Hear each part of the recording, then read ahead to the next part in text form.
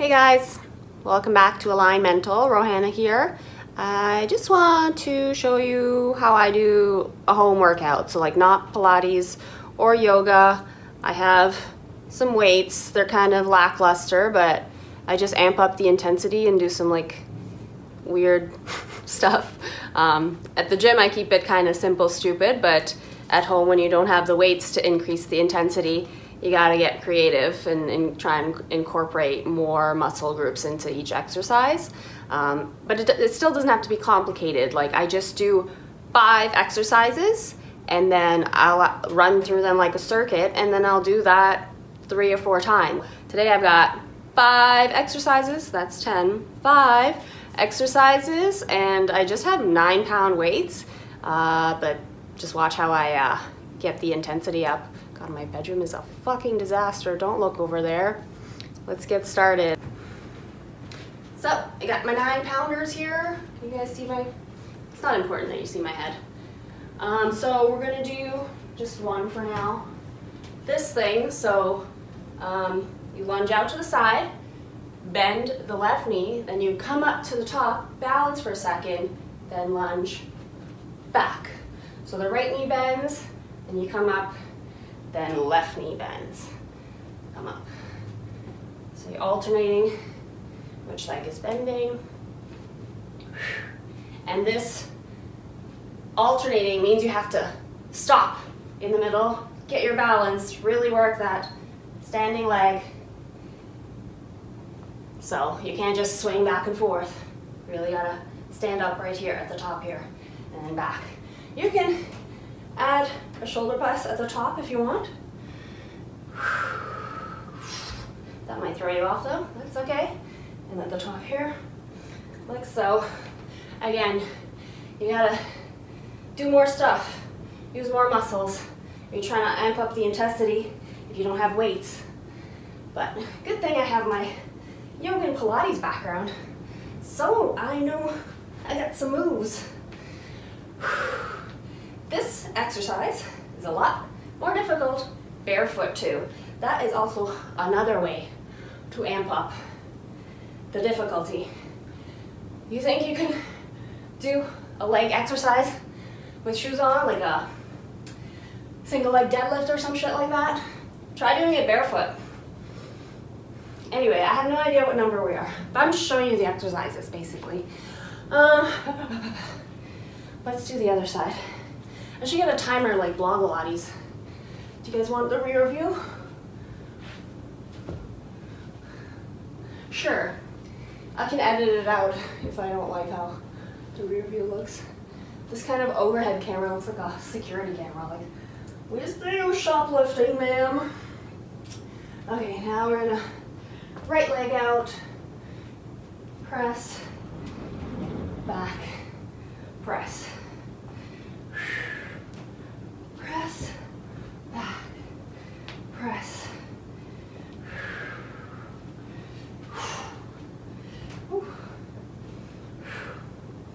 So it's not about how far out you step or about how far back you step. It's more about how low you go in this lunge, if you can balance at the top, and how low you go back here. And then you can come back to it. So you don't have to step very far. Here's fine, or out here's fine, whatever your flexibility will allow.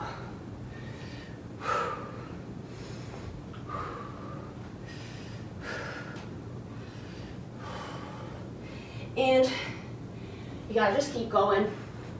You know, if you touch down a little bit, you don't quite make it at the top here, it's okay, pick your foot back up. Just keep going. Keep the intensity going. And we'll say that's even. It's hard keeping count and talking at the same time, but you guys get the drill. Drist. Drill? Gist. Drist, missus. Obviously that's the word I'm looking for. Take a breather. So, you know, the shoulder, getting the shoulder in there if you want, or you can save your, where's my water? Eli, come here, water. Do you really need the water?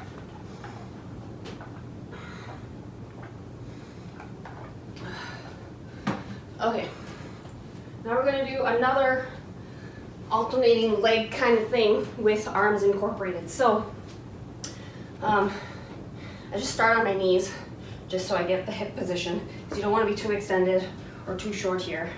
So knees under the hip, ankles under the knee.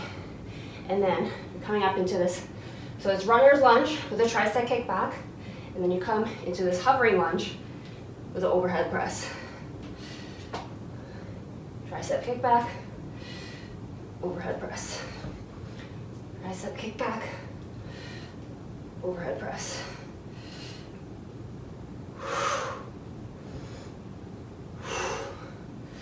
And don't rush the arm motion. Wait till your spine is in the proper position. So upright here for the shoulder press, and then hinge forward, elbows back, tricep.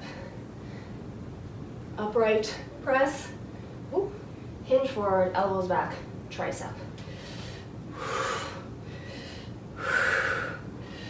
And ideally, you're not coming up and down on that leg.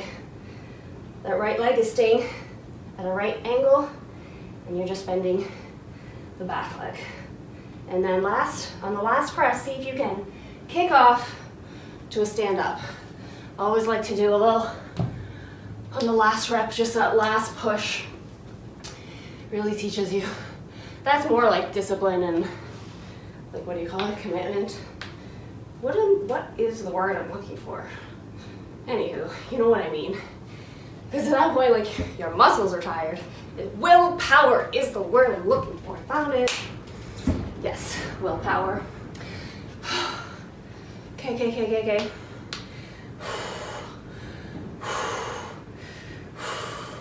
See? 9 pounds is nothing. Like, I could, you know, bicep curl 9 pounds, shoulder press. But, like, it's hard to do so when I'm lunging and squatting. So, amp up the intensity. Okay, so starting this knee down just to get knee under the hip and then ankle under the knee. Try and keep this leg as parallel to the floor as possible. Runner's lunge, tricep kick back. Upright, press. Back, tricep kick back. Press. So, high lunge, runner's lunge, tricep, high lunge, shoulder press. Runner's lunge, tricep, high lunge, overhead. Runner's lunge, tricep, high lunge, shoulder press. Also, I guess talking and instructing at the same time is also amping up the intensity. So I guess starting a YouTube channel is one way to increase the intensity of your workout. And last one, step forward. Holy shit. Okay. What else did we have planned, missus? 5 exercises. That was 2 exercises. That was like 5 exercises in one. Okay. So I guess this is like leg and shoulder day. I should have mentioned that. So, like a classic shoulder exercise is, oh my god, fucking breathe. A lateral raise, right? But then our shoulder, like these things, they're traps. I always want to get involved, invite themselves to the party. A hack that I kind of taught myself is, so in order, the muscles always like want to relax right after they contract, right? So do a shrug, then relax it, then do the shoulder raise.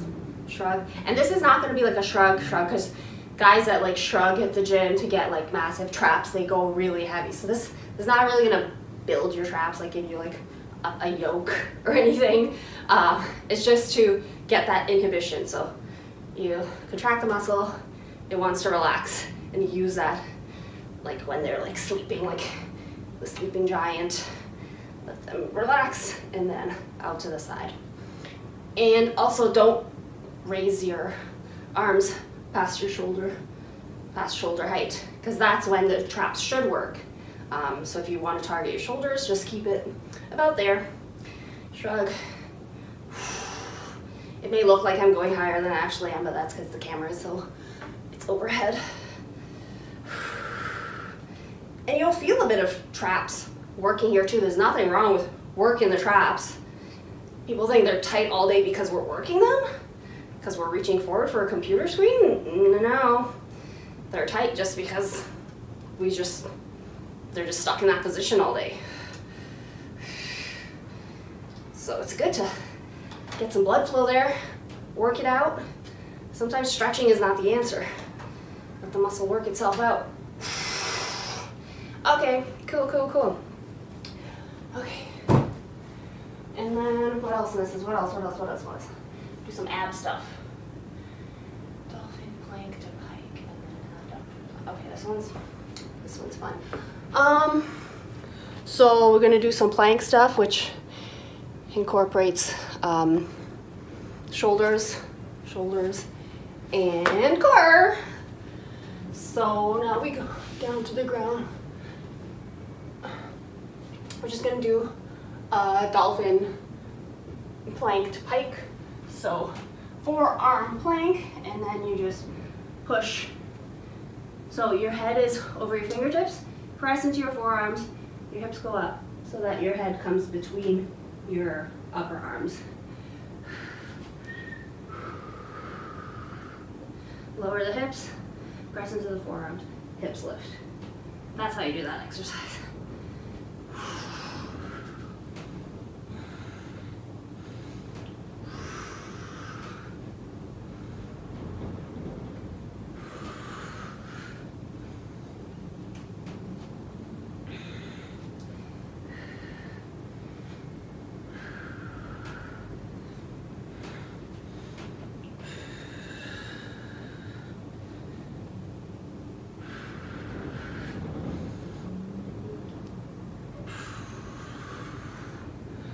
Down. Oh, that's a great one for the lower abs, because you really gotta suck your stomach in to get that lift of the hips, and it also teaches, scapular stability, because you're moving back and forth but with control. If you're not controlled, you'll slam your face into the floor. That's no fun. Never done it. Of course not. Of course I've done it. Like practicing all these yoga arm balances and shit, like you are going to smash your face into the floor. That's why you put a pillow there. But now I'm good. Rarely do I smash my face into the floor. Okay, and then last thing is like a side, you'll see. So you need a couch or anything to put your feet up on, but preferably like knee height. So, can you guys see me? Sure you can. So you're gonna bring the top foot on top of the couch, or bed, or something soft though. In the gym you could just use a bench, right? But we don't have that. So you're coming to this plank doohickey. So this is option 1. So you kind of keep your knee on the floor and you just push up. Option 2, without the hand. Option 3, without the leg. And then option 4 is that leg is reaching forward. So this is core and inner thigh. You can do fancy shit like this, hold the foot even.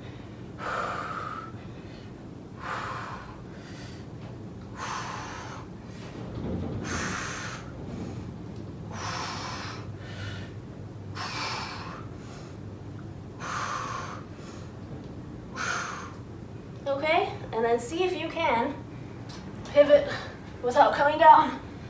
Pivot, pivot. 90s kids know that reference. Sorry, Gen Z. Go back and watch Friends on Netflix. Okay. Whatever level you're at, I'm going for 10.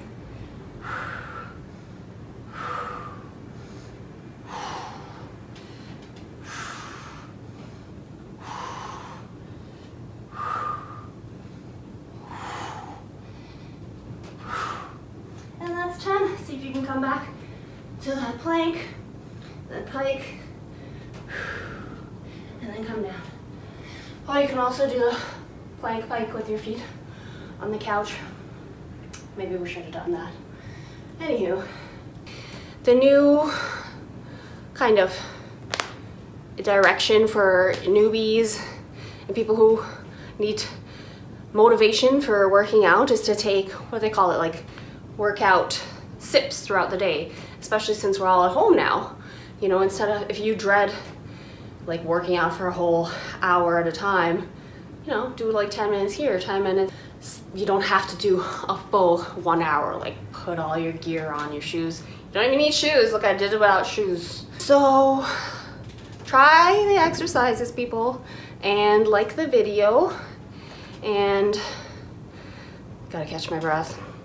Like the video and comment and subscribe. Share the video too. There's a little bell down there. You gotta click that and that will alert you when I upload a video. Okay? Okay, bye. I'm gonna go work out now.